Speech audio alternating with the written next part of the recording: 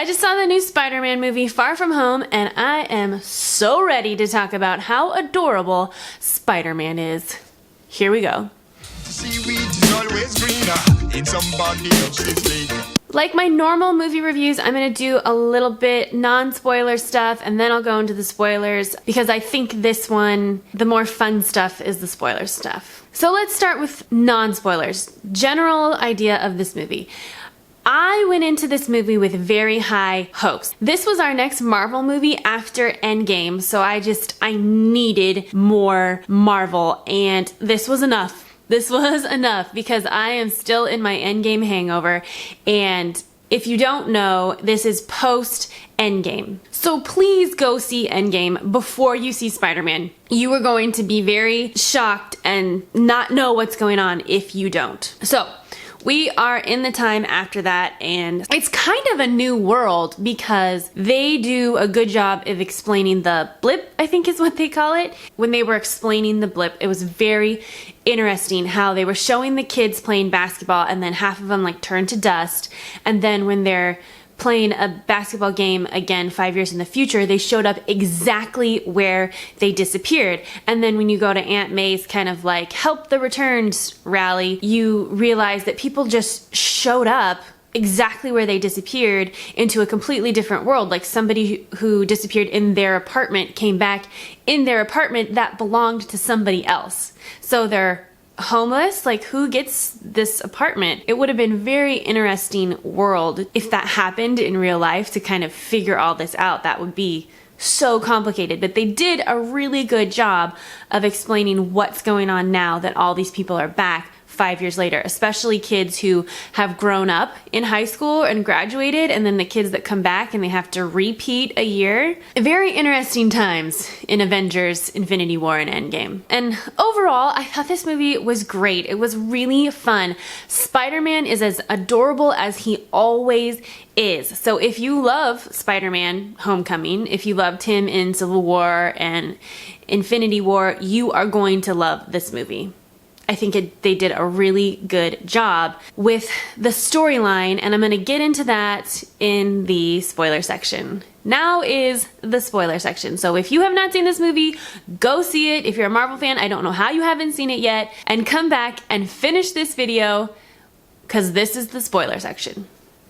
First off, I just want to talk about Spider-Man and who he is in this movie. He is just a kid. He is just a kid who's gone through this big thing. I mean, yeah, he's a hero, but he just wants to be a normal high school kid. He's got a crush on this girl, and I love his plan for his Europe trip with MJ, but I do feel like his crush kind of comes out of nowhere. Like, we all know that that's his love interest in the comics, previous movies, all that. Like, we knew this was coming, but I feel like his crush just kind of grows out of nowhere. And he's super awkward about it, but it feels so real. Like, I feel like this would be a real high school crush. He's just awkward and trying too hard, but so adorable that is Spider-Man. But you can also, he has these real feelings of how much he misses Tony because, you know, I feel like we all thought he was a very fatherly figure for him, and he's gone, and he's still grieving and moving forward of all the things that happened with that scenario. But again, he's trying to live this normal life, so he takes his school trip to Europe. So on this trip, he's like, I'm not even going to take my suit because I'm not going to be a superhero. I'm just going to be a normal kid. Of course, we know that's not going to happen, but we want it for him anyway, but we just know it's not going to happen. We've seen the trailer. He fights a bad guy, right? We start off in Venice where we meet Mysterio. Well, I mean, we meet him in the beginning, but Peter meets him in Venice. So let's talk 1 minute about Mysterio. I think we all knew that he was going to be the bad guy because they really didn't give us any other villain. I think we all knew. So I was not shocked by that. I would be surprised if anyone was shocked by that because you just kind of knew it. But what you didn't know was what his story actually was. So when he first comes and he's like, oh, I'm from another Earth, and they explain this in the movie, we all believe it because we've seen it. We've seen it with all these heroes that have come from other planets, worlds to this Earth. So we're like, Yeah, I mean, it makes sense. If you say it, it makes sense. Really, it turns out to just be some big old scam. And that part I was shocked about. I was like, whoa, okay, I totally believed him. To me, this makes sense. And with the technology we've seen from Tony, I get it. If you've seen the movie, you know that he wants Edith, which I thought was hilarious. So Edith, the glasses, probably one of my favorite things in the movie. Tony, in death, gives these glasses to Peter and names them Edith, which, what was it? Even dead, I'm the hero, is what it stands for. And you're like, yeah, okay, that sounds like Tony. I totally believe that. And there's these just like super glasses that control drones and scan people and like pretty much can do anything. And that's why Mysterio wants them, is because he's gonna use them to create and control this disaster that he's gonna be the hero of. And he's finally gonna get its day, and his whole team or whatever. But what I did not like, but I guess this is good for a villain, is that you don't like him. He's kind of crazy, and that crazy power hungry sort of villain, and he's messing with our character in a way that he can't defeat him, and I don't like that. I mean, nobody likes that, but you're watching and you're like, how do you defeat something like this? You know, Spider-Man is just trying and giving it all and putting everything into trying to defeat him in that final scene in London. And I didn't know how he was going to pull this off. I was like, oh my gosh, how do you defeat something you can't see? And that's when the Peter tingles come in. At the beginning of the movie, when May's like, oh, you're Peter Tingle. And he's like, don't call it that. And you're like, that's all I'm going to call it.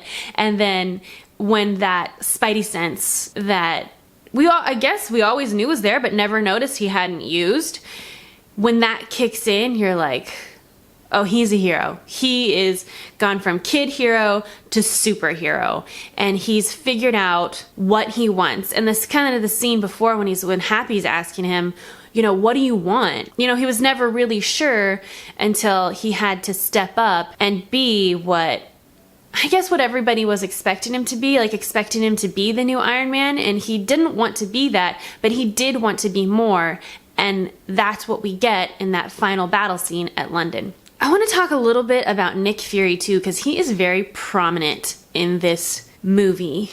Well, if you stayed all the way through the credits, not so much, but he was so mean to Spider-Man. Like, he was just kind of a jerk. And then when we find out it's a Skrull at the end and Nick Fury is off in some ship, we're like, what? Yet this guy still had that same vibe of Nick Fury. Like, he knew what to do. But I was really interested in to see what is gonna happen with Nick Fury. Like, what is going on? I was so confused.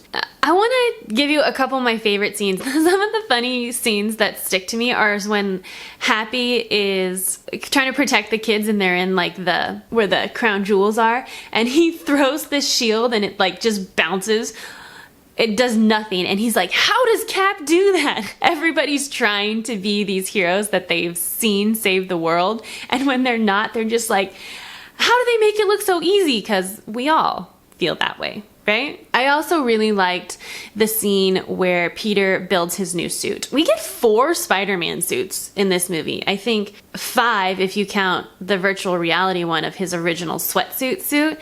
But we get a lot of Spider-Man suits. And when he makes his final battle scene suit, the kind of black and red one, when he's making it in the airplane, it's like, man, he really is Tony. Like, that's kind of how Tony made his suit. And you get these really kind of flashback vibes that I thought was kind of sweet. And it's very Iron Man-esque too, that he has so many things to choose from and do so many things. So I thought that was an interesting comparison, that I know they did that on purpose. But that kind of leads me to the end of the movie, end credits. We get 2, as kind of usual. We get a mid-credit and an end credit when Mysterio releases the footage of him pretty much demasking Spider-Man, telling him, the world that it is Peter Parker. And we're just like, again, Iron Man flashbacks, but that's not the Spider-Man comic movies that we know. He is one that's kind of always kept his identity secret,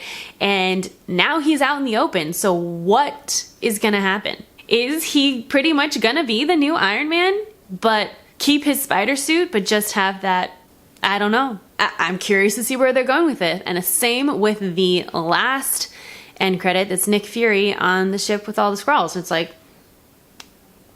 what are you doing? But those are my thoughts for Spider-Man Far From Home. I loved this movie. I was so happy and it was sweet, and I think I loved almost every part of this movie. So I give it 2 big thumbs up. My name's Aubrey. I make new videos every Thursday, so make sure you subscribe and follow me on all my social media, and I will see you guys next week. That's my Spider-Man. That's my Spider-Man webs. I love Spider-Man's theme music too, because it's like super dramatic. It's like da-na-na, da-na-na, and it's the classic Spider-Man theme song. Spider-Man, Spider-Man. Love it.